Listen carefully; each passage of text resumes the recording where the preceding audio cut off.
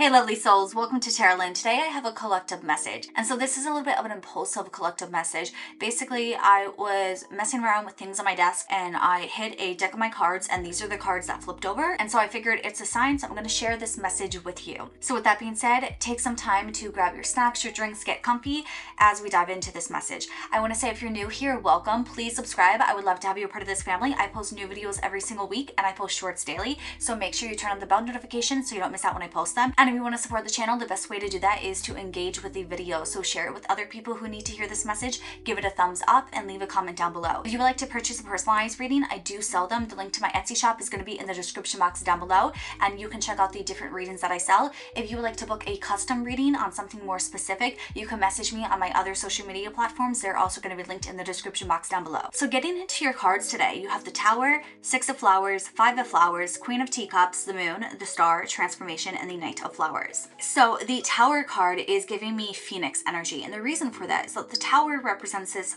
thing in your life that's crumbling down around you. Or in Alice's case, she is expanding within the size of the tower. She is breaking the tower. And so it feels like there's a situation in your life that's out of your control. And it's like no matter what you try and do to save it, you're not doing it correctly. Like it's not working out. It's not turning in the way that you want it to. And it's like you're trying to fix it and nothing you do is good enough. It feels like you're failing at everything that you're trying. And Spirit's giving you this card because sometimes you have to accept defeat. Sometimes you have to accept that there's nothing you can do that's going to make this situation okay. Sometimes things are going to fall apart and they're going to be messy and they're not going to be what you want, but that doesn't mean that you get to change it and turn it into something that you want. I know that as a collective, we all love to focus on the things that we can do and the action that we can take, but sometimes being mindful and being aware is also understanding when it's not your place and when you can't fight the universe, because if you try and fight the universe, you are fighting a battle that you're never going to win. And so it feels like there's something in your life that you need to release. It's like you're holding on to it for so long and it's time to finally let go because you can't fix it anymore, you can't save it, and it's like you're realizing that. Because I think this energy leading up into it, the energy that you could be currently in right now, is that you are holding on to this goal, vision, dream, fantasy, whatever it is of yours, and you're clinging onto it, hoping that it's just going to work out. And this is Spirit's way to say it's not going to work out. But with the Six of Flowers, that is success. So in the process of releasing, in the process of letting go, something else works out instead. Maybe it's not what you wanted, but a new door opens, a new opportunity opens up for you. Give me 1 second because it looks like my camera is about to die. So a new opportunity is opening up. It's like you pivoted from this previous situation and turned in a new direction, and that allows the world to basically be your oyster and to no longer have these limiting beliefs. It feels like you are thinking worse about yourself because you're not able to turn the situation around. So you're beating yourself up for it. And I think when you release it, you're realizing how much of this was not your fault and how much of it simply was not meant to work out. And so when you release it, you're also releasing all these negative beliefs about yourself. You're no longer limiting yourself. And so that allows you to go out and set new goals and have new ambition and a newfound confidence in yourself. But with that success comes the Five of Flowers, where not everyone is going to be supportive of you. Not everyone's going to love you. Not everyone is going to have your back, and that's okay. I think you have people-pleasing tendencies, and you try and make it where everyone loves you, because if everyone loves you, then everyone's going to help you. And then that allows you to not be limited by who has your back and who doesn't. Like who's going to open doors for you and who's going to slam them in your face. But what Spirit wants you to realize with this is that there's going to be some people where it doesn't matter how nice to them you are, they're going to slam that door in your face because they don't care about you. And I feel like that's something you're going to struggle with because you also have the Queen of Teacups. And I think this is your energy, and especially tied with the Moon card, you're very much in your feelings. You could have heavy Cancer or Pisces placements, but you also could just be a sensitive soul. And there's nothing wrong with being sensitive. There's nothing wrong with being emotional, but you need to be mindful when you are. And it feels like the skills to be mindful about your emotions and not necessarily react on them is not a skill that you have honed. It feels like because you're a people pleaser, you might shut down or suppress your emotions to try and swallow whatever it is you're feeling so that you come off as someone who's nice and loving and caring, compassionate. And Spirit's telling you that's not gonna work. You can only be nice for so long, you can only be good for so long before it takes a toll on you. And I'm not saying you can't be a genuinely good person. I'm saying you can't have toxic positivity where you're suppressing every negative emotion inside of yourself. That's what you're doing right now. That's what you've been doing. Some of you, that could actually be what this Tower moment is. But with that being said, the Five of Flowers is going to be a group of people in your life who aren't going to like you, who aren't going to believe in you, who are not going to be your friends. These could be actual enemies. And they're coming into your life with a very specific purpose. Their purpose is to trigger you. Their purpose is to set you off because you are a people pleaser. You want everyone to love you. You want everyone to support you.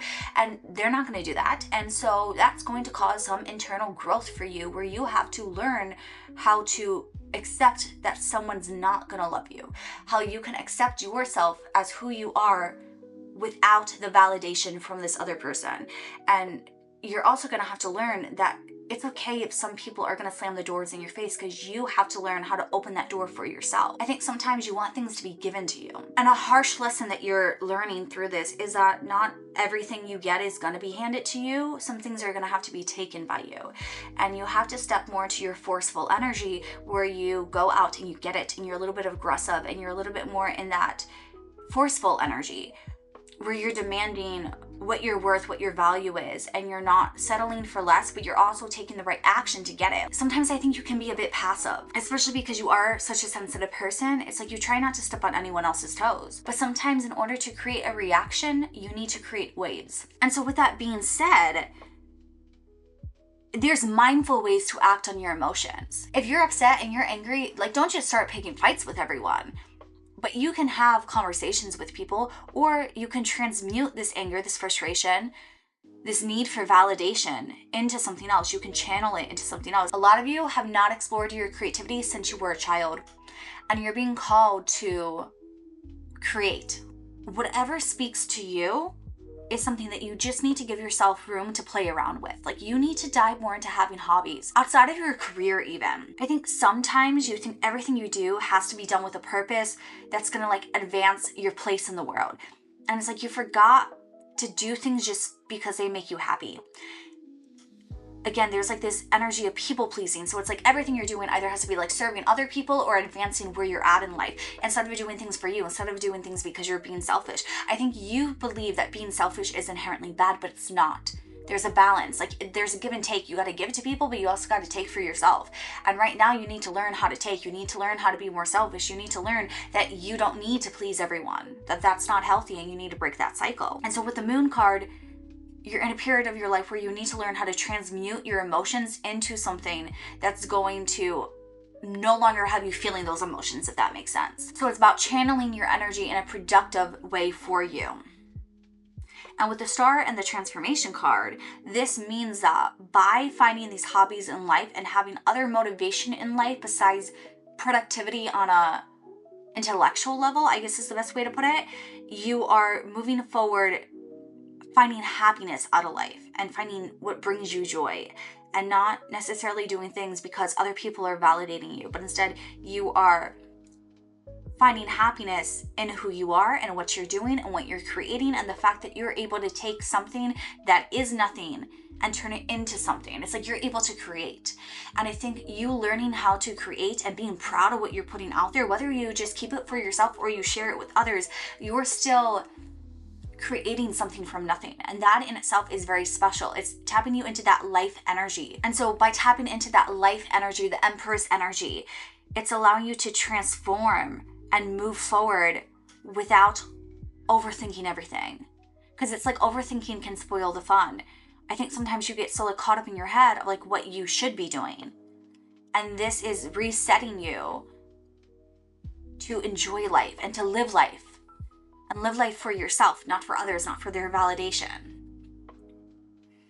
And that's really what this Knight of Flowers is all about. You're starting off with the Tower energy, you're lost. The Knight of Flowers is someone who knows what they want. And maybe you have a wild goal that you don't know how you're going to achieve it, but you know it's what you want, you know your sights are set on it, and you're not going to stop until you get it. The Knight of Flowers is someone who's very creative and they're very passionate.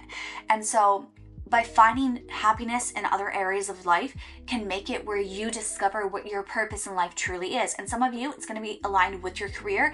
Others of you, it's not. And that's okay. We can have different goals out of different areas of our life. But if your career is not where your purpose lies, you're going to learn how to dedicate a balanced amount of time to your purpose and to be passionate about what it is you're doing and to be more deliberate with the action that you're taking. And so the reason I think the Alice in Wonderland was knocked over today for you is because you need to learn how to kind of escape reality for a little bit and go into the wonderland of yourself as you discover what's not working for you, what you need to let go of.